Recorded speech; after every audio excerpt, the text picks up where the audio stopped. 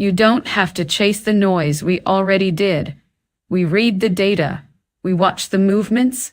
We trace the patterns behind every headline. What you get here isn't just information, it's clarity. You don't have to scroll endlessly or compare 1,000 opinions. We do the digging. We face the chaos. We bring you what matters. All you need to do is listen. Bitcoin didn't mature today. It got dressed up for a courtroom. And that's what our cover is really asking. When Bitcoin becomes a bond, who holds the trust? Because Ledn just turned Bitcoin-collateralized loans into an asset-backed security. And suddenly the old world wants yield from the new world's collateral. You can feel the tension right now. ETFs are bleeding out of Bitcoin and Ether. XRP can't find a bid. And yet Solana quietly pulls demand, like a gravity you only notice after you've moved. Protection is being bought in silence. That $40,000 put isn't fear, it's planning. So stay with us. Because when markets stop chasing upside, they start pricing character. And the question you're about to hear underneath every headline is simple. When volatility hits, is the promise enforced by math or by someone's discretion? Ledn turns Bitcoin collateral into a bond and tests what trust really means. We are watching a quiet experiment in coordination. A crypto lender takes thousands of Bitcoin-backed loans and wraps them into a bond, asking traditional credit markets to trust code, collateral, and human incentives at the same time. You might think a bond is the opposite of Bitcoin. Stable versus volatile. Predictable versus wild. But look closer, and you will see the real question is not volatility. It is whether rules can be made harder than excuses. Ledn, a crypto lending company, has completed what many people said would come later, an asset-backed securities deal backed by Bitcoin collateral, raising $188 million for crypto credit markets. An asset-backed security is a simple promise dressed in a complex suit. You gather many loans into one pool. You sell claims on the cash flows, and investors are paid as borrowers repay. Nothing magical. Just accounting, time preference, and the hope that the structure survives stress. But here is the twist we cannot ignore. The underlying loans are not just consumer loans. They are loans issued against Bitcoin held by the borrowers. More than 5,400 loans in the pool. In other words, instead of trusting a person's future income, the deal leans on a present asset that can be measured, moved, and sold. Micro hook. What happens when collateral is not a house you cannot liquidate quickly, but money you can liquidate in minutes? The loans carry a weighted average interest rate of 11.8%. That number is not merely yield. It is a price for uncertainty. A signal that borrowers value liquidity now more than Bitcoin later, and lenders demand compensation for the risk that the world changes before repayment arrives. The bond is split into two tranches, and the investment-grade portion is priced at 335 basis points over the benchmark rate. Translation without the theater. Even when the structure earns a high rating, the market still asks for extra payment to hold it. Not because markets are cruel, but because markets remember. Jeffrey served as the sole structuring agent and bookrunner. And that detail matters more than it seems. Intermediaries are not just middlemen. They are reputational bridges. When a new kind of collateral walks into an old room, someone has to stand beside it and say, quietly, "This belongs here." Now we come to the fear everyone brings up as if it ends the conversation. Bitcoin's volatility. The largest cryptocurrency by market capitalization has fallen as much as 50% over the past 4 months, to as low as $60,000. Micro hook. If the collateral can drop that fast, why would anyone package it into a bond at all? Because the structure is built around a hard rule: automated collateral liquidation when thresholds are breached. When the value falls too far, the system sells the collateral. It is not a negotiation. It is not a committee meeting. It is a pre-committed response designed to protect investors during sharp declines. And here we see the deeper logic. Traditional credit often fails not because humans cannot calculate, but because humans postpone pain. They refinance, they extend, they pretend. This structure tries to remove the most dangerous variable in finance, discretion under stress. Of course, automation is not paradise. Liquidation is a kind of violence, even when it is contractual. It can cascade. It can amplify a drop, yet it is also honest. It admits what credit always was, a fragile bridge over uncertainty held up by collateral and rules. So when you hear about Bitcoin-backed bonds, do not reduce it to novelty.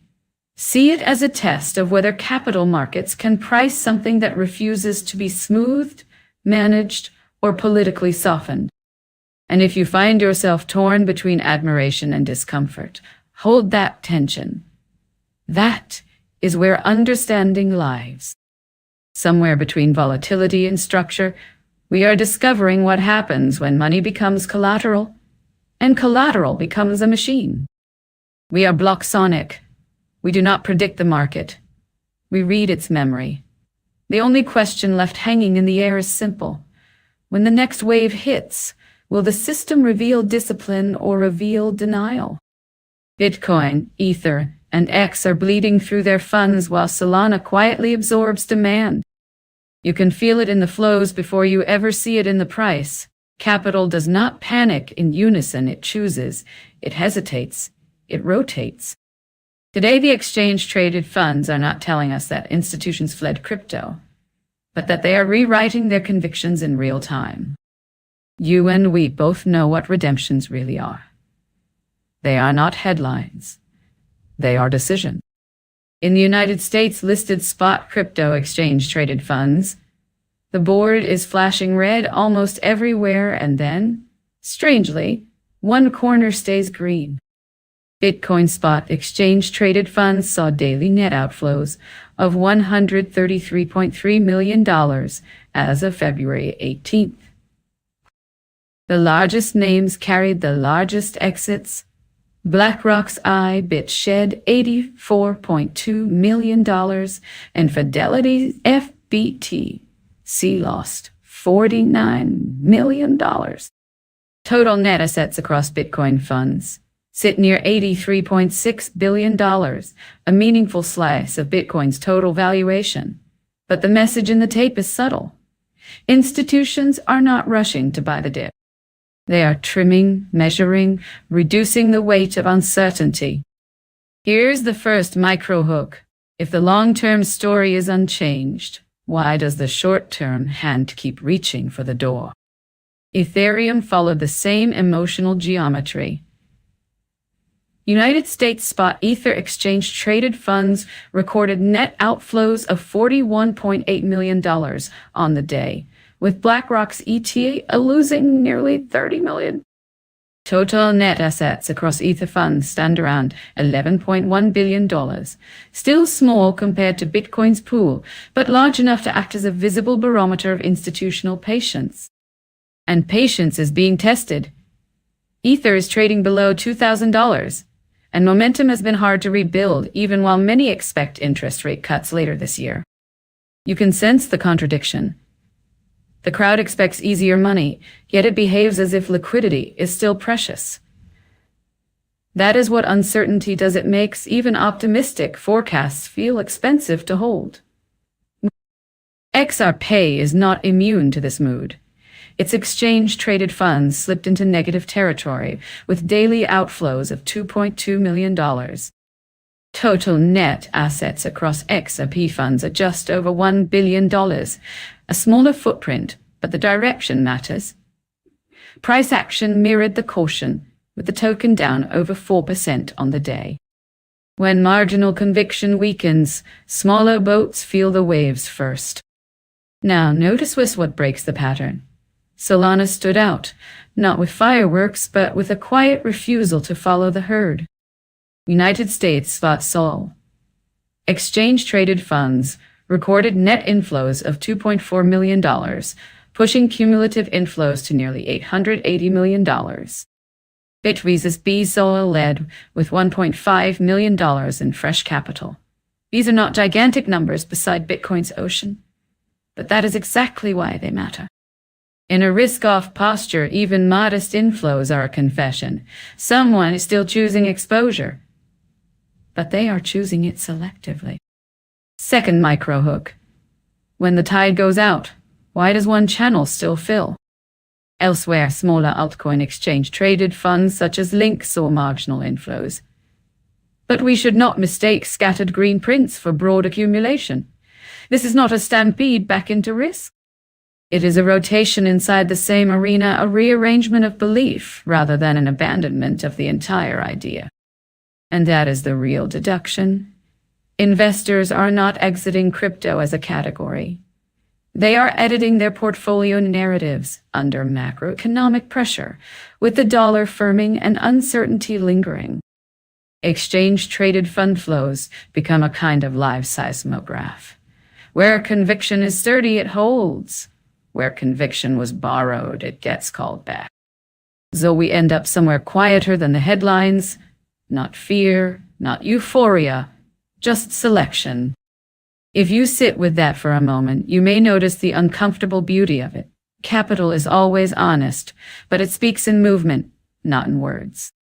And the question that lingers is not which ticker won today, it is what kind of conviction you and we are actually holding when the easy story stops being comfortable. You don't have to chase the noise. We already did. We read the data, we watch the movements, we trace the patterns behind every headline. What you get here isn't just information, it's clarity. You don't have to scroll endlessly or compare 1,000 opinions. We do the digging. We face the chaos. We bring you what matters. All you need to do is listen. The $40,000 Bitcoin put and the quiet demand for protection before late February expiry. You can feel it in the positioning, even before you see it in the price. When uncertainty rises, people do not stop acting, they simply start paying for the right to be wrong, without being ruined. We are watching one strike price pull attention like a gravity well, $40,000. Ahead of the late February expiry, that put has become one of the largest concentrations in the Bitcoin options market, a calm signal that traders want insurance after a hard decline. A put option is not a prophecy. It is a contract that says if the floor gives way, we do not have to fall the whole distance with it. In human terms, it is the price of sleeping at night when the market has reminded everyone how quickly confidence can evaporate. And now the $40,000 put is sitting near the top of the board by open interest, carrying roughly $490 million in notional value. That is not casual hedging. That is a deliberate purchase of tail risk protection, the kind you buy when you admit that the improbable is not impossible. Ask yourself this: why would so much attention gather so far below the current price? Because memory is part of the market. Bitcoin has already shown traders what a deep drawdown feels like, falling as much as 50% from the highs of October and hovering around $66,000. After that kind of move, the mind stops treating lower prices as fantasy and starts treating them as scenarios. Here is the first micro hook. If this is still a bull market, why does it need so much insurance? Zoom out and you see the calendar effect. A large batch of Bitcoin options notional value is set to expire at the end of the month. Roughly $7.3 billion tied to that single moment. Expiry is not magic, but it concentrates decisions. It forces hedges to be chosen, rolled, or abandoned. It turns vague risk into scheduled risk. Meanwhile, there is weight sitting above 2. Around $566 million is positioned at $75,000, a strike described as the max pain level, the price where the most options expire worthless and option buyers receive the least payout. This is the market's darker poetry. Not what is fair, but what is financially convenient for the largest set of positions. And here is the second micro hook. What if the market is not arguing about direction, but negotiating who absorbs the cost of uncertainty? Even with more call contracts than put contracts overall, 63,547 calls versus 45,914, puts the story is not pure optimism. The put-to-call ratio sits around 0.72, which still leans toward upside participation. But the distribution matters more than the headline. When sizable put interest clusters at lower strikes, it tells us that traders want exposure to a rebound without pretending a second drop cannot happen. This is what sophisticated fear looks like. Not panic selling, not dramatic exits, just structured caution layered beneath continued risk-taking. And if you listen closely, you can hear the lesson Bitcoin keeps teaching. Volatility is not a flaw in the system. It is the system revealing that time preference, leverage, and confidence never move in a straight line. So we stand in a familiar human contradiction. People still want the upside, but they are paying to survive the downside. If you have ever felt that tension in your own decisions, you already understand this market more than most. Sit with that thought for a moment and notice what it changes in the way you read price the next time it moves. Bitcoin nears its longest slide since 2022, as war risk rewrites what safe means. Geopolitical tension is not just a headline to markets. It is a tax on certainty. And when that tax rises, the dollar and oil tend to drink first, while fragile risk trades like Bitcoin feel the withdrawal. You can feel the paradox, can't you? Bitcoin was born as an escape from political money, yet in moments of geopolitical fear, it still gets priced like a wager you can postpone. Right now, Bitcoin is drifting toward a fifth consecutive weekly loss. That matters not because 5 is a magic number, but because streaks reveal behavior. The last time we saw a similar rhythm was in the stretch from March to May of 2022, when the market kept admitting weakness for 9 straight weeks. Price does not argue. It confesses. As the week moves through Thursday and Asia hours, Bitcoin is already down about 3% on the week, trading below $67,000. That level is not merely a line on a chart. It is a mood.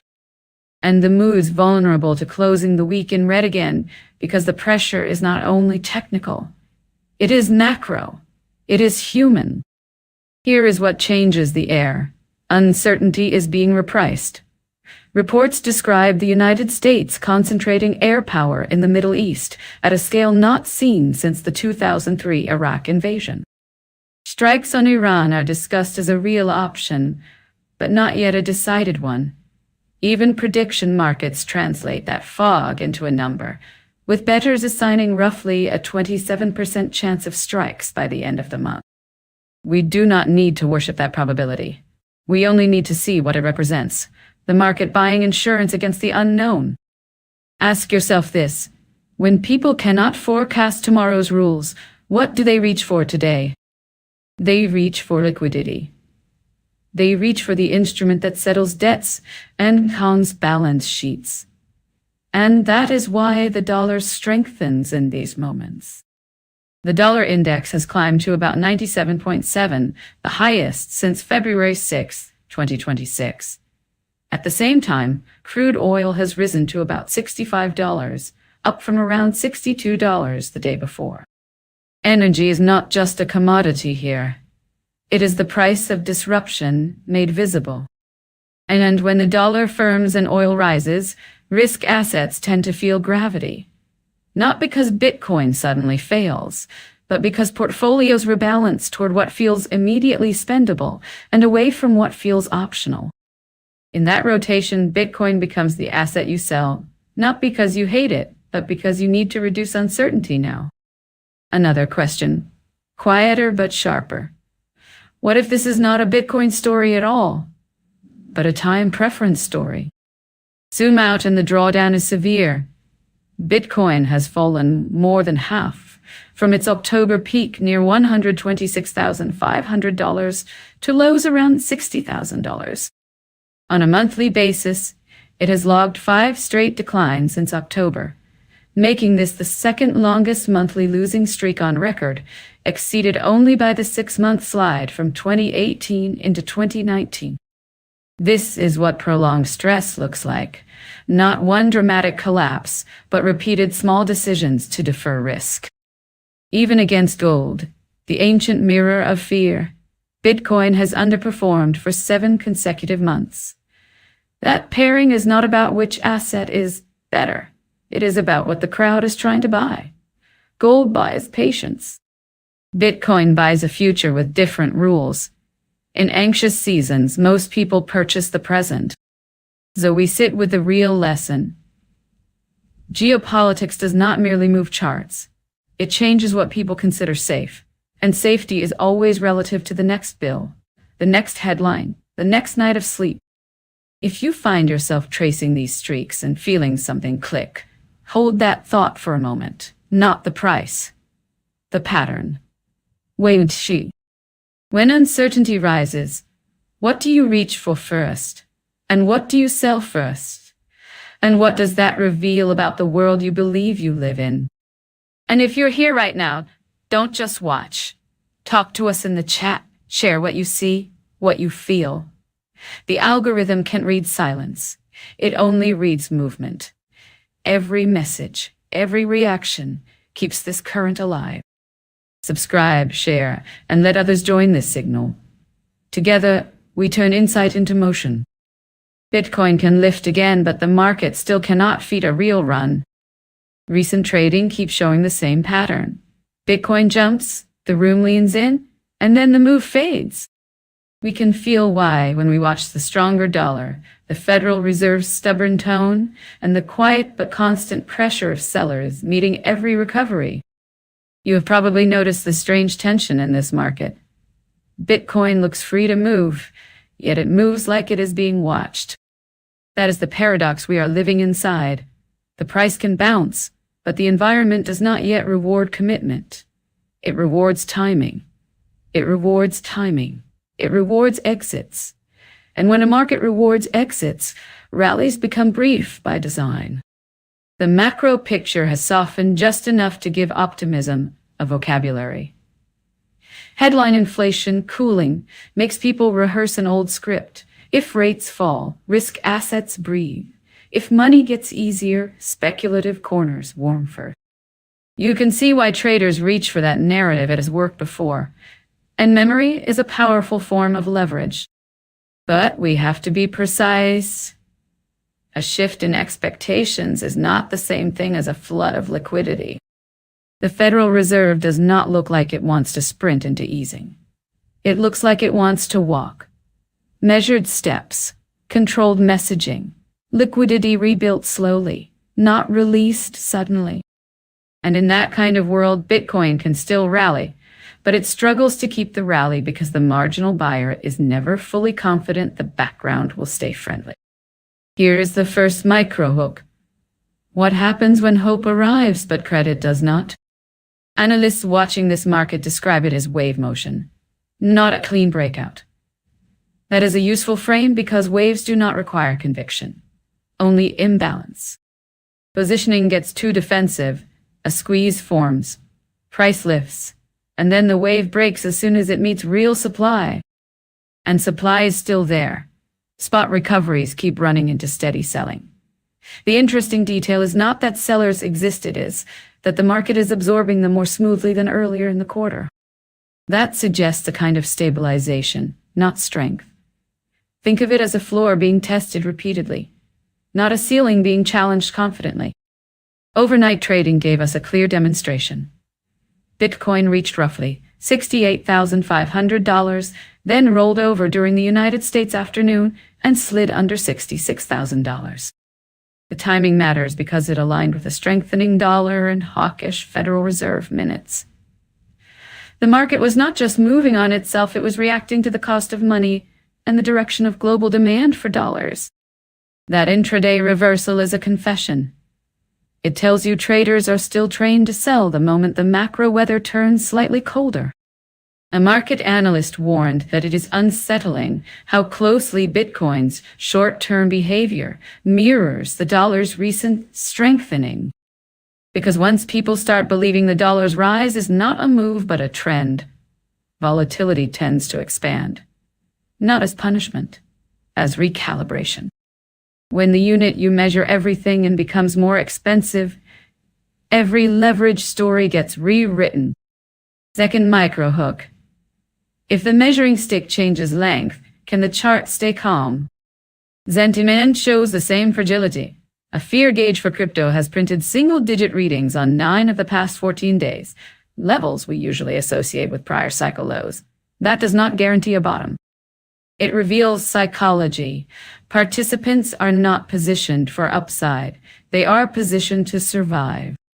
At the same time, stablecoin outflows from major exchanges point to tighter liquidity, less idle capital sitting near the buy button. And long-term holders are showing signs of stress reminiscent of late bear market phases in 2022, according to on-chain analysis. That matters because long-term holders are the market savings account. When the savings account starts to feel pain, the market becomes more sensitive to shocks. So we are caught between improving optics and stubborn supply. The headlines look better, but the plumbing is still tight. Tactical upside remains possible, especially when too many people lean defensive, and the market snaps back simply to punish certainty. But a durable advance asks for more than a good day of inflation data. It asks for disinflation that persists, a dollar that stops pressing upward, and spot demand that returns not as a reaction, but as a habit. Until then, the path higher is not a staircase. It is uneven ground. And if you sit with that for a moment, you may notice something quietly important. The market is not confused. It is honest. It is telling us that without real savings and genuine demand, price can rise, but it cannot stay elevated. And maybe that is the question worth leaving open between us. When the next rally comes, will it be fed by conviction or by the same old urgency to escape? We are block-sonic. We do not predict the market. We read its memory. Bitcoin steadies. After United States session weakness as tariff triumph talk returns. You can feel it, can't you? A market can ignore a number, yet still obey the story behind it. Here, Bitcoin's bounce is less about whether a trade deficit truly moved, and more about what tariff talk does to rates, liquidity, and the dollar's grip on risk. Bitcoin moved like a compass near a magnet on Thursday, rising toward roughly $67,000 after briefly sliding near $65,900. And the trigger was familiar. A fresh message from United States President Donald Trump claiming the nation's trade deficit has been cut by 78% because of tariffs, with a promise it could turn positive later this year. He framed it as cause and effect. Tariffs charged to other companies and countries, deficit collapsing, history about to flip. You don't need to agree with the arithmetic to understand why traders looked up from their screens. Markets aren't just calculators. They are crowds deciding which future deserves a higher probability. Here is the quiet point. Crypto doesn't react to one post because it is persuaded. It reacts because the post reopens an old corridor of consequences. Tariffs are not merely politics. They behave like a tax on imports, and taxes have a way of surfacing in prices. When prices threaten to rise, central banks hesitate.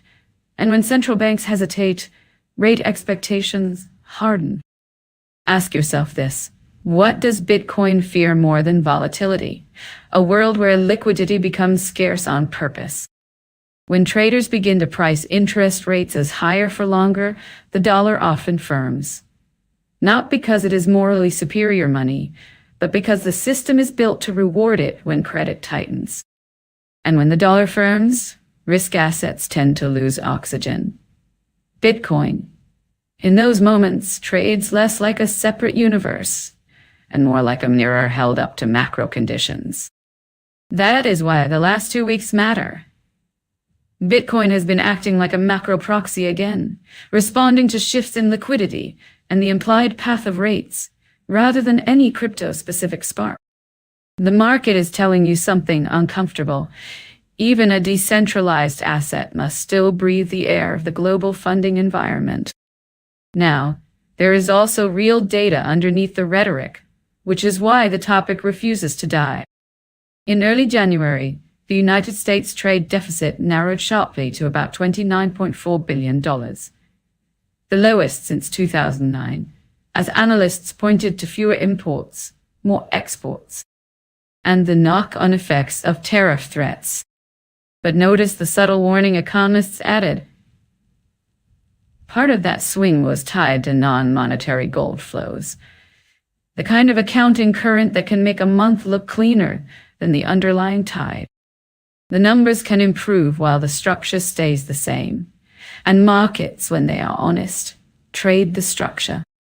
Here's the second hook, and it matters. If tariffs solidify into a stronger dollar and tighter financial conditions, why would a rally easily hold? So we end up with two paths, and you can see traders testing them in real time. If the tariff story hardens into policy and pressure, risk assets may struggle to sustain upside because the cost of capital rises in the background. If it dissolves into political noise, crypto returns to its nearest signals, flows, leverage, and whether buyers can reclaim what was recently lost. And this is the still truth underneath the noise. Bitcoin did not shake off a session because it became fearless. It steadied because the market is constantly repricing one question. Are we entering a world of tighter money or merely hearing another attempt to narrate control? Sit with that for a moment. When you hear certainty shouted into the public square, do you watch the words or the interest rates they might awaken in the dark? We are blocksonic. We do not predict the market. We read its memory. And if you're here right now, don't just watch. Talk to us in the chat. Share what you see, what you feel. The algorithm can read silence. It only reads movement. Every message, every reaction keeps this current alive. Subscribe, share, and let others join the signal. Together, we turn insight into motion. The FEI jumps about 10% on a stablecoin test, while Bitcoin and Ethereum drift lower. A token tied to World Liberty Financial moves sharply after a major asset servicer agrees to pilot its dollar stablecoin for settlement.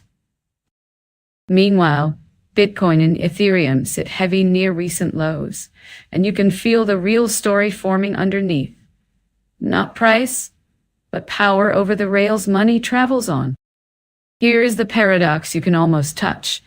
The market can ignore the giants and still chase a smaller flag if that flag points to the plumbing beneath everything. World Liberty Financial's token, DOFI, rose by roughly 10% after a large asset servicer with about $3.5 trillion in assets said it would test the firm's USD-1 stablecoin as a settlement rail for tokenized funds. And you and I both know what that signals. Not certainty, not adoption completed, just a serious institution placing a careful foot on a new bridge.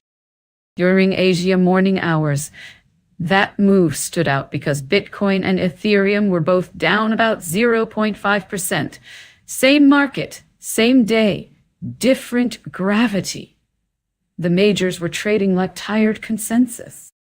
LFEI traded like a narrative finding oxygen. But why does a test matter so much? Because settlement is a part of finance most people never see. It is the quiet interval between promise and completion. When someone says a stablecoin might become a settlement rail, they are not talking about another app. They are talking about who gets to define finality, and at what speed, and under whose rules. At a forum held at Mar-a-Lago on Wednesday, speakers framed stablecoins as central to United States financial leadership. You can hear the incentive structure without anyone needing to confess it. If the world is going to tokenize assets and move value at internet speed, then the country that shapes the standards captures more than fees. It captures influence. Senator Bernie Moreno argued that the financial system will look very different in the next 5 years than it has looked in the last 50 years. That contrast is doing more work than the sentence admits. 50 years is an era of centralized ledgers and trusted intermediaries. 5 years is an era where the ledger competes and trust gets audited in public. Macro hook. If innovation is inevitable, what exactly are politicians racing to control? Moreno pushed for a market structure bill to be finished within the next 90 days, saying clear rules are necessary if the United States wants to lead rather than watch the next wave form elsewhere. And this is the familiar dance. Markets move first, law follows, and then law tries to pretend it was guiding all along. The question is not whether rules will exist. The question is whether they clarify reality or distort it. Brian Armstrong of Coinbase also emphasized the bill's importance, suggesting that banking trade groups more than the banks themselves have contributed to stalled progress. That detail matters because it reveals how coordination actually works in legacy finance. Individual firms may adapt. The guilds resist, not out of evil, but out of survival instinct. Then we get to the core pitch. World Liberty Financial co-founder Zach Folkman described USD1 as more than a retail stablecoin, calling it an institutional-grade dollar, designed for real-world settlement and cross-border use. Notice the framing. He is not asking you to speculate. He is asking institutions to treat it as infrastructure. He also said the token would include real-time proof of reserves powered by Chainlink, so users can verify backing on-chain. This is a direct response to the oldest problem in money. You are always asked to believe someone. Proof of reserves is an attempt to replace belief with inspection. It does not remove trust entirely, but it changes its shape. Microhook, what happens when money stops asking permission to be verified? Earlier in February at Consensus in Hong Kong, Folkman teased a World Liberty foreign exchange platform. And at the Wednesday event, he positioned USD1 as a bridge for global payments, starting with the United States-Mexico corridor and then expanding toward support for up to 40 currencies. That is an ambitious map. But the deeper point is simpler. Payments corridors are not neutral. They are negotiated pathways through regulation, banking relationships, and settlement delays. A stablecoin tries to turn corridors into software. Looking ahead, Folkman tied the stablecoin's use case to artificial intelligence-driven commerce, arguing that autonomous agents will need to transact. And while they cannot open bank accounts or sign checks, they can hold stablecoins. Whether you find that inspiring or unsettling, the logic is consistent. If commerce becomes machine-to-machine, the payment instrument must be native to networks, not paperwork. He ended by calling it a complete financial system. And we should be careful with that phrase, because it can mean two opposite things. It can mean open coordination, where anyone can verify and settle.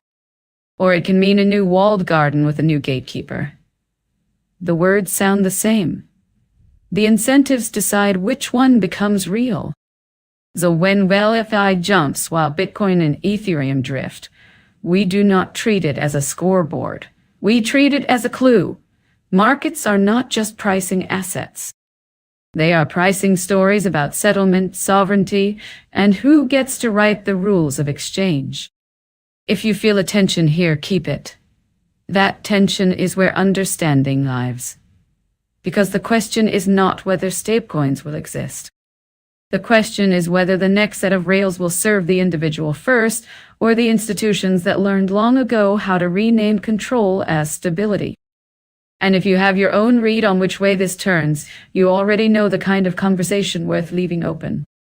Bitcoin slips towards $66,000 as Federal Reserve minutes reignite the rate question. You can feel it when a market stops running on hope and starts listening to gravity.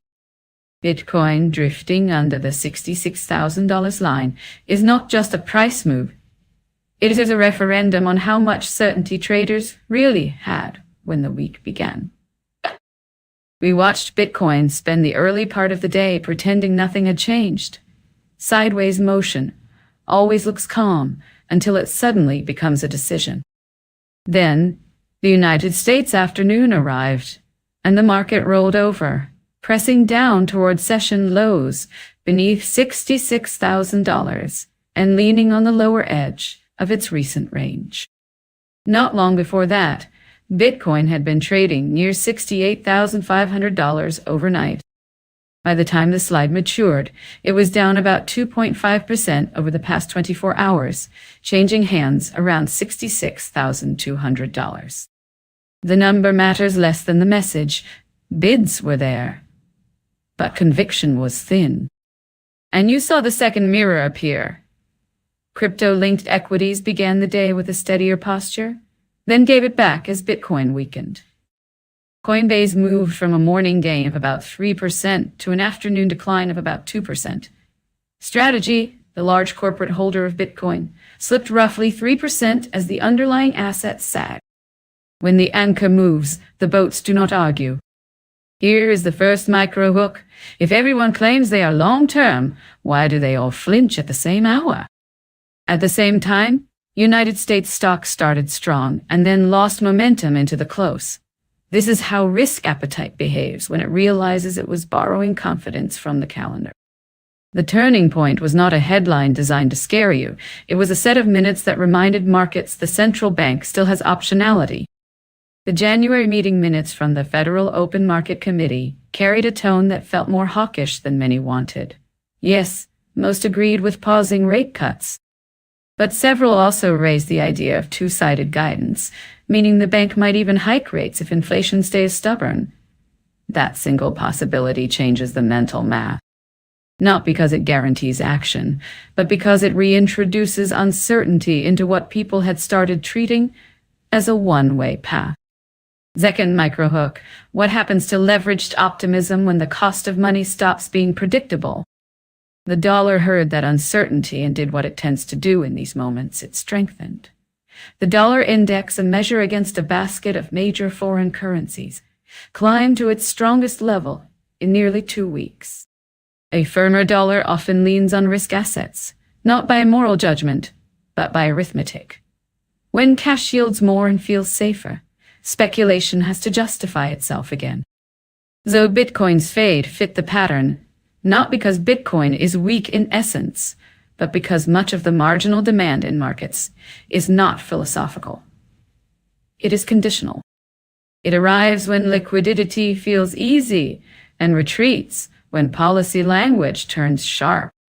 Now the deeper implication. With this decline, Bitcoin is staring at a 5th consecutive week of losses, its worst stretch since the long bear market of 2022. That does not mean destiny. It means the market is being forced to admit what it prefers to hide. Time preference is rising. People want nearer certainty, even if it costs them longer-term upside. And we are back at the level that acts like a quiet courtroom. The $66,000 area held as support last week and helped fuel a bounce above $70,000. Support is not a magic floor. It is a memory of where buyers previously chose to act. If that memory breaks decisively, attention naturally shifts to the early February lows around $60,000, and then to the possibility of another leg lower. But notice what is really being tested. Not just a chart level, not just a week count. The test is whether participants are holding Bitcoin as savings or merely renting it as a trade. If you felt tension reading that, good. That tension is the market teaching you something about human action. When money becomes uncertain, people search for anchors, and they often mistake short-term stability for safety. Sit with that distinction for a moment, and you may find yourself seeing this entire move differently. And if you do, leave a trace of that realization behind in your own words, so we can compare what you saw with what the crowd missed. We are block-sonic. We do not predict the market. We read its memory. And if you're here right now, don't just watch. Talk to us in the chat. Share what you see, what you feel. The algorithm can read silence.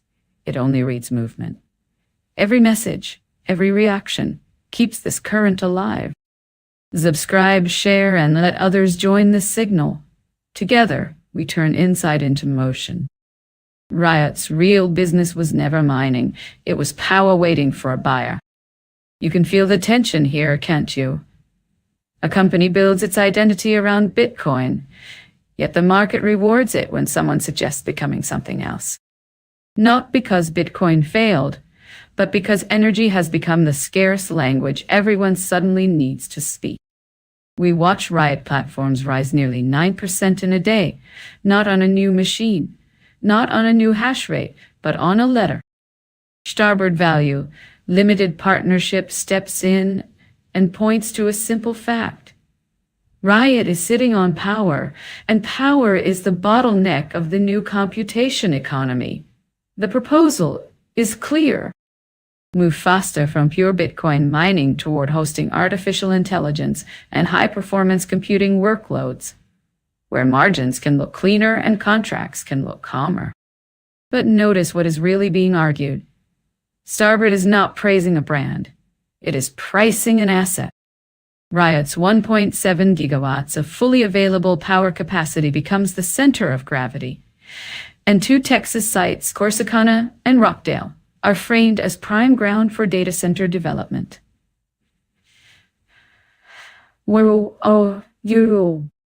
In a world where permits, grid access, and delivery timelines choke supply, location, and electricity begin to matter more than slogans.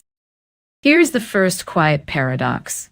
Bitcoin mining is often described as the business, yet mining is just one way to monetize electrons. When the highest bidder changes, the business model changes with it. The question becomes uncomfortable and simple.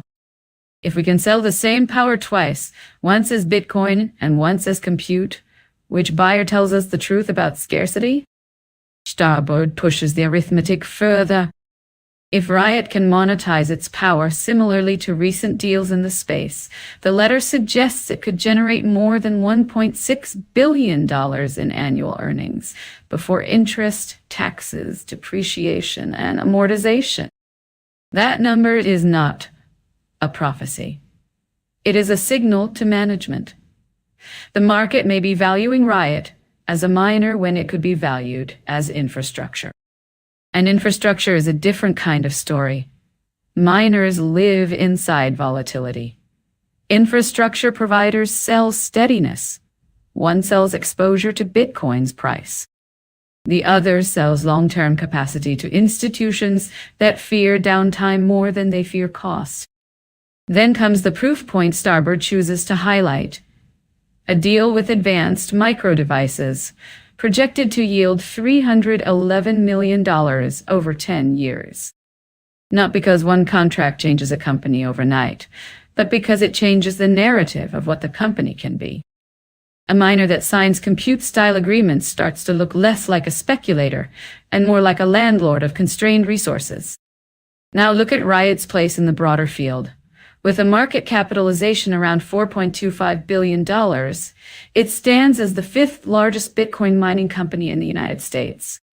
The shares are up about 19% over the past year, yet still down roughly 80% from highs reached during the 2021 Bitcoin bull market. That gap is not just about price. It is about expectation and regret colliding in public. Second microhook, when a stock is still far below its peak, is the market punishing the past or doubting the future? Starboard's letter also carries an implicit comparison.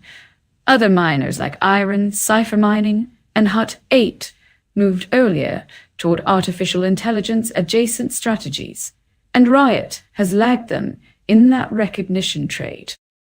Markets do not reward identity. They reward adaptation when constraints shift. And right now, the constraint is not chips alone. It is the ability to feed those chips with reliable power. Starboard is not new to this relationship. It was Riot's fourth largest shareholder as of the end of last year, and it has pressed before. Back in December of 2024, it asked Riot to convert parts of its mining footprint into data centers capable of hosting high-performance computing machines for large technology firms. This is the long game of activism. Repeat the same thesis until the environment makes it obvious. And the environment is changing. Artificial intelligence models are becoming power-hungry by design. Demand for data centers rises, but energy-constrained grids and slow build-outs restrict supply. In that world, a company with real access to power holds something rarer than a fleet of machines. It holds permission from the physical world. We should be precise here. Bitcoin does not lose its role because artificial intelligence arrives. Bitcoin remains the monetary escape hatch from credit expansion and monetary illusion. But a public company is not a philosophy. It is a bundle of assets trying to survive uncertainty. If Riot can lease capacity to major artificial intelligence firms, it diversifies revenue. It reduces its dependence on the single variable that makes miners emotionally exhausting to hold, the cycle. So Starboard August Chief Executive Officer Jason Lees and Executive Chairman Benjamin Yi to act with urgency to position Riot as a long-term infrastructure provider for artificial intelligence workloads. That word, urgency, is doing psychological work. It implies that the window for premium pricing on power and sites may not stay open forever. Early landlords set the rent, late landlords negotiate. And now we arrive at the quiet conclusion that sits underneath the whole letter. Riot's advantage may never have been Bitcoin mining itself. It may have been the ability to turn energy into something the market wants, whichever language the market is speaking this year. If you find yourself torn here, that is the point. We are watching human action under scarcity. The miners chase yield. The activists chase re-rating. The market chases the next stable story. And beneath all of it, the grid just sits there, indifferent, deciding what is possible. Maybe the question is not whether Riot becomes an artificial intelligence company or stays a Bitcoin miner. Maybe the question is simpler and sharper. When you own scarce power in an age that wastes it, what kind of future do you choose to sell it into? We leave that thought open, because your answer reveals more than Riot's ever could. Bitcoin swings without progress while crypto equities rebound as artificial intelligence anxiety softens. You can feel the contradiction, can't you? Bitcoin moves with violence, yet it goes nowhere, while the surrounding crypto economy finds its footing again as technology fear briefly loosens its grip. Watch what happens when a market cannot agree on a story. In the early hours of the Wednesday United States session, Bitcoin swings hard in both directions, but each move is answered almost immediately by an opposing will.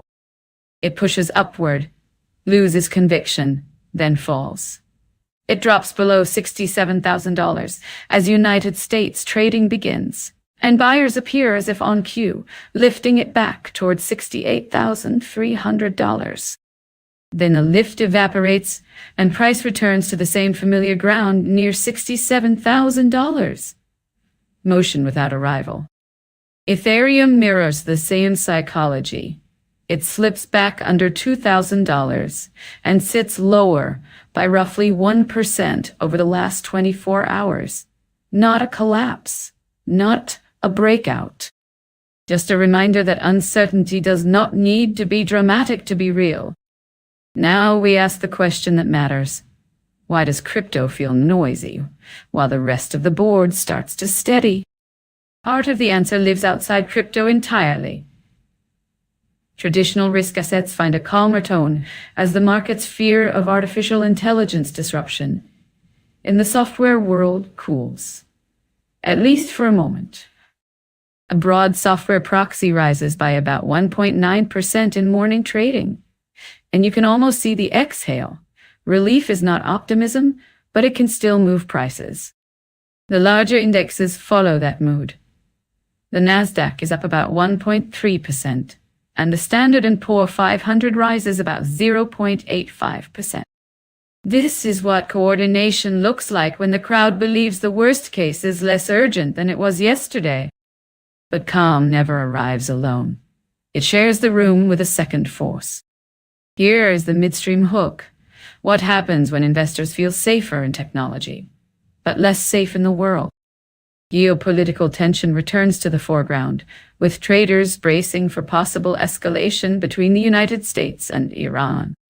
In prediction markets, the implied odds of United States strikes against Iran before March 15th rise above 50%, up from around 30% one day earlier. Notice what that means. Not that war is certain, but that uncertainty is being repriced in real time. And when uncertainty is repriced, capital reaches for older shelters. Gold climbs about 2.5% to reclaim the area around $5,000. Silver surges about 6%. United States crude oil jumps more than 3% to above $64 per barrel. These are not just commodities moving. These are signals that the market is rehearsing supply risk and conflict risk, even while it pretends to relax. So why is Bitcoin flat inside all this turbulence? Because Bitcoin is often the meeting point of competing motives. One side wants escape from monetary illusion. The other wants liquidity, safety, and the ability to exit quickly. When those motives collide at the same time, you get sharp swings that cancel each other out. Second hook, and it is simple. What if the real story is not the coin, but the companies around it? Even with choppy crypto prices, crypto-related equities bounce. Coinbase rises, Circle rises, Galaxy rises, each higher by roughly 3 to 5%. That is the market separating the asset from the business cycle around the asset, treating infrastructure and cash flow as a different kind of bet than pure price exposure. Miners and data center plays tied to the artificial intelligence narrative move even more. Riot platforms and Iron post gains around 5.5%. It is almost poetic. Fear about artificial intelligence cools, and the very firms most associated with compute and capacity are rewarded first. And now we sit with the pattern. Bitcoin is the truth machine, but truth is not always directional. Sometimes it is simply a spotlight on disagreement, while equities express a cleaner wager on recovery, on revenue, on the next quarter's breath. If you felt the market was confused today, you were not wrong. You were early. Hold that thought and tell yourself what kind of world produces motion without progress and relief without peace. We are Blocksonic. We do not predict the market. We read its memory. And if you're here right now, don't just watch. Talk to us in the chat. Share what you see, what you feel. The algorithm can read silence. It only reads movement. Every message, every reaction keeps this current alive. Subscribe, share, and let others join this signal. Together, we turn insight into motion. David Solomon watches Bitcoin from the edge of the system. You can feel the tension, can't you? The most powerful institutions rarely call something irrelevant. They call it interesting. Then they watch it in silence. This is what we are seeing in David Solomon's careful relationship with Bitcoin. In Palm Beach, the chief executive of Goldman Sachs tells you he owns very little Bitcoin, but he studies it closely. Not as a believer, not as a critic, but as an observer trying to understand its motion. And in that choice of words, we see the deeper story. The old system is trying to interpret a new kind of signal. Notice what he admits without drama. He holds a small amount, yet he follows the asset as part of a broader question about how technology is rearranging finance. That is not a speculative confession. It is a strategic posture. When an institution built on models and risk committees says, "We are watching," it means the phenomenon has survived dismissal. Here is the first paradox you should sit with. Bitcoin does not ask to be understood, yet it keeps forcing understanding. Its price moves, and the movement itself becomes a lesson, in uncertainty, time preference, and crowd psychology. Solomon calls himself an observer and says he is still trying to figure out how Bitcoin moves. And we should take that seriously. Because Bitcoin does not move like a stock with a management team, or a bond with a coupon, or a currency with a central bank promising stability. It moves like a referendum on trust, conducted in real time, with no chairman to appeal to. Then he widens the frame.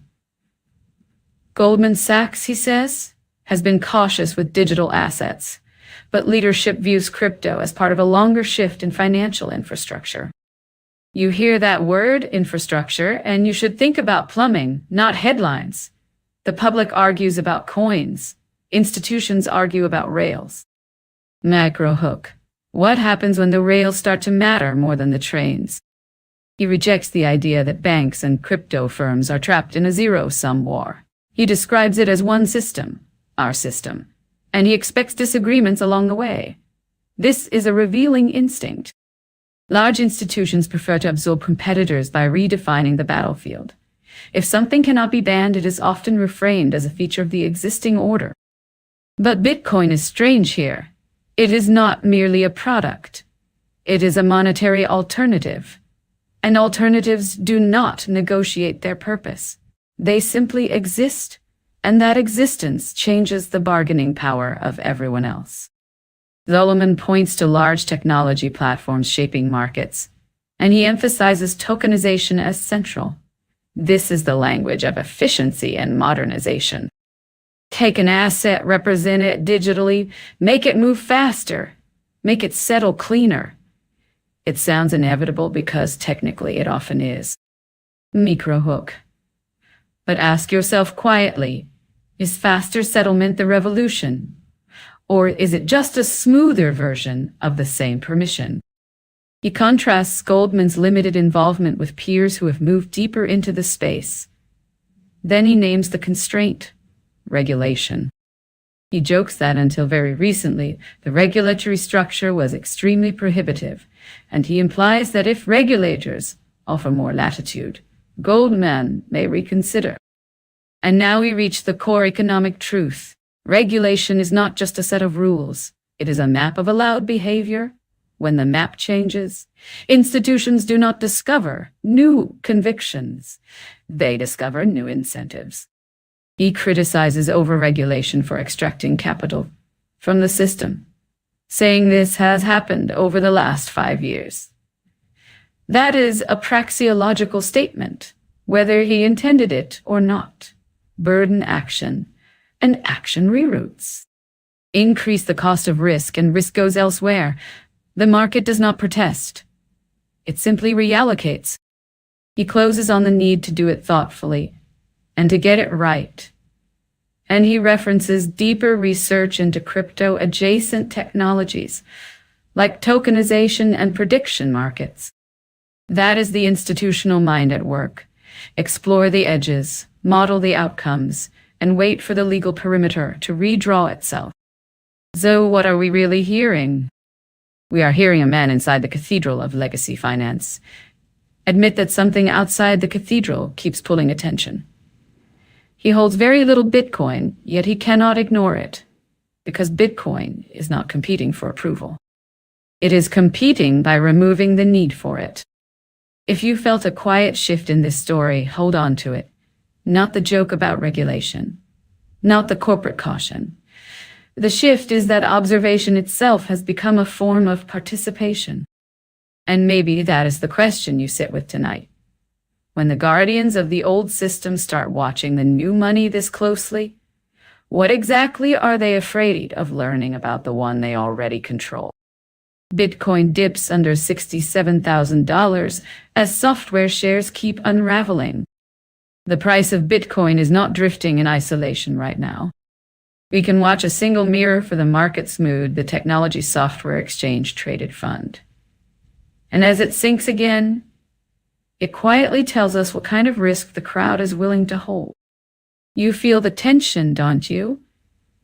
Bitcoin can trade all weekend in a narrow band, and then one ordinary weekday open can puncture the calm like it never mattered.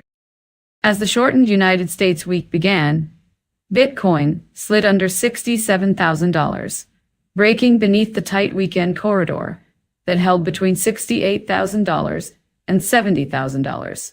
Not a dramatic collapse, just a step down. But markets rarely move on drama alone. They move on permission, and permission was being withdrawn. Look where the weakness clustered. United States equities opened softer, and the software sector took the sharper hit. The technology software exchange traded fund fell another 3%, and it now sits about 30% below its October high. That is not just a chart. That is a vote against a certain story of the future. Here is the contradiction the crowd is wrestling with. Better artificial intelligence tools are being treated as a threat to software business models, as if the very thing that promised growth is now compressing margins and erasing moats. And because markets love shortcuts, a new slogan appears. Bitcoin is just software. If software is vulnerable, then Bitcoin must be vulnerable too. But you and we both know slogans are not analysis. Software companies sell services, subscriptions, and expectations. Bitcoin sells none of that. Bitcoin is a monetary rule set a scarce ledger no committee can rewrite. When people confuse the two, they are not describing Bitcoin. They are confessing how they categorize risk. Mid-hook. What if the real trade is not Bitcoin versus dollars, but narrative versus narrative? The broader indices echoed the same caution. The Nasdaq slipped by 0.8%, and the Standard & Poor's 500 fell by 0.6%. You can call it a risk-off mood if you want, but underneath it is simpler. Uncertainty rose, and people reached for what feels liquid, familiar, and defensible. Even the metals that had been climbing with near-religious conviction started to cool. Gold fell about 3% to roughly $4,860 per ounce. Silver dropped another 6%, leaving it around 40% below its late January peak. That is what happens when a trade becomes crowded. The first exit is quiet. The second is a shove. And then you see the spillover. Crypto-related equities gave back part of their sharp bounce from Friday. Strategy, the large corporate holder of Bitcoin, fell around 5%. Circle, tied to stablecoin issuance, declined similarly. Miners and data center names slid roughly 4 to 5% across the board. Not because each company suddenly changed, but because the market was reducing exposure to a cluster it had mentally filed under the same label: high beta, future-facing, vulnerable. A trader named Paul Howard framed it plainly: crypto is still tethered to macro sentiment. Over the last 12 months, the market has treated digital assets less like an escape hatch and more like a levered expression of the same risk appetite that moves everything else. Mid-hook. If Bitcoin is sovereign money, why does the crowd still trade it like a mood ring? Howard also pointed to something more revealing than routine economic releases: a tariff decision expected from the United States Supreme Court later this week. Notice what that implies. Traders are not just watching earnings and inflation prints. They are watching the legal architecture of trade itself. That is the real macro layer, the rules of exchange, not the headlines about exchange. So for now, the expectation is consolidation. Not because Bitcoin ran out of meaning, but because capital is searching for the next justification to move. The market wants a new narrative strong enough to pull attention away from artificial intelligence stocks and commodities. And until it finds one, it hesitates. Howard's closing thought was almost an admission. Crypto has work to do to become appealing again, and these lower prices are not yet persuasive. That is what happens when people approach an asset as a trade first and a standard second. They wait to be impressed by price instead of asking what the price is measuring. We can sit with one quiet question, and it may be enough. When the crowd treats Bitcoin as just another software proxy, what they are really revealing is not Bitcoin's weakness, but their own unfinished understanding of money. If you feel that gap in the story, hold it for a moment. It is the kind of question that tends to invite a real answer from you. Bitcoin returns above 70,000 as inflation cools after an $8.7 billion shakeout. Even as price climbs back into familiar territory, the crowd's inner temperature stays cold. We can watch Bitcoin recover and still feel the market gripping the rail in extreme fear, and that contrast tells us more than any chart ever will. You felt that snap, didn't you? The kind where price falls fast, and suddenly everyone discovers what they truly believed. Bitcoin has pulled itself back above $70,000 after sliding toward $60,000 earlier this month. Not because the world became safer overnight, but because the market saw a new piece of information and repriced its story. In the last 24 hours, Bitcoin rose by nearly 5%, and the broader basket of major coins rose by a little over 6%. But we should not confuse motion with conviction. Sometimes a rally is simply the absence of sellers, not the presence of courage. The immediate spark was a softer than expected inflation reading in the United States. The consumer price index for January rose 2.4% year over year, slightly below the 2.5% forecast. A small difference on paper, a large difference in imagination. Here is the mechanism, and you already know it. When people believe interest rates may fall sooner, they discount the future less harshly. They reach again for risk, not because risk changed, but because the price of waiting changed. Microhook. What happens when the cost of patience drops but fear has not left the room? Prediction markets began leaning toward earlier rate cuts. The implied chance of a quarter-point cut in April rose meaningfully within days across major venues. You can interpret that as optimism, or you can interpret it as a crowd trying to front-run relief. And yet, beneath the rebound, the market is still telling a second story. The crypto fear and greed index remains pinned near extreme fear, a mood last familiar during the deep bear market of 2022, when trust broke and institutions failed. Notice the paradox. Price can rise while the emotional baseline stays defensive. That is not irrational. That is memory. Analysts at Bitwise observed that $8.7 billion in Bitcoin losses were realized over the last week, a scale comparable to the largest forced unwind events in recent history. Realized losses are not abstract. They are admissions. They are people choosing certainty now over uncertainty later. Bitwise framed it as supply rotating from weaker hands to higher conviction holders.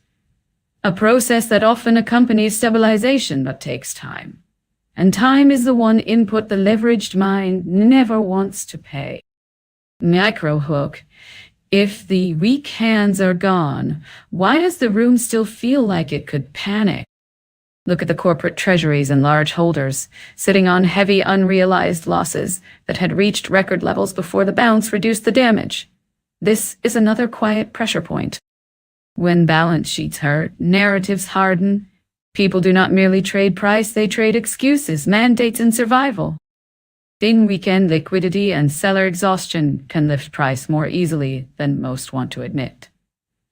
A sharp flush can look like a textbook capitulation, and sometimes it is. But capitulation is not the same as healing. It is simply the moment the market stops arguing and pays the bill. The deeper problem is that fear itself becomes the engine. When the main expectation is we go lower, every rally becomes a chance to exit rather than enter. That behavior can cap upside even while the structure improves underneath, because the crowd is still living in yesterday's pain. So we arrive at the real question, the one hiding behind inflation prints and rate cut odds. Will this redistribution into steadier hands be allowed to mature? Or will the next wave of uncertainty force another round of confessions? If you have lived through enough cycles, you can feel the difference between price recovering and belief recovering. One can happen in a day. The other happens only when people stop needing permission to hold. And if you notice that distinction in yourself, you will start seeing the market less as a scoreboard and more as a mirror worth revisiting later, when the noise fades and the motive becomes clear. Bitcoin's long-term rally stays broken until we climb back above $85,000. A drop toward $60,000, even $58,000, is not just pain on a chart. It is a test of conviction, a place where fear either finds a floor or discovers it was standing on hope. You can feel it in the way the market moves, can't you? Not with drama, but with hesitation.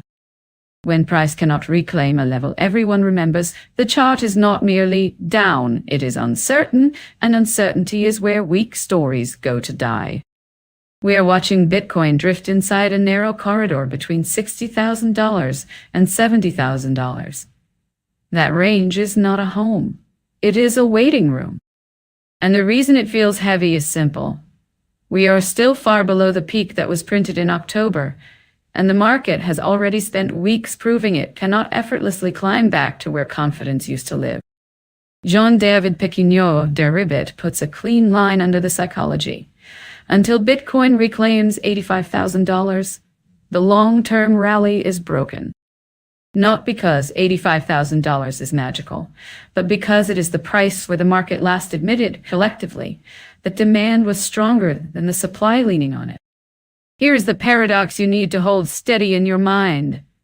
A chart can look calm, while the crowd is still negotiating surrender. Sideways price does not mean balance.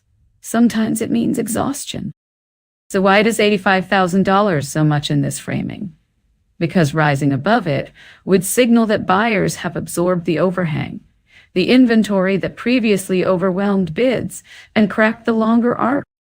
In plain terms, it would suggest control has shifted back to the side willing to wait, to save, to accumulate without needing immediate validation.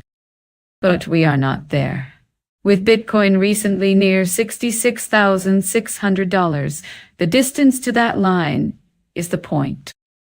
When a market is below its reclamation level, it lives in a world where the easiest move is often lower, not because of fate, but because fewer people feel safe stepping in front of momentum.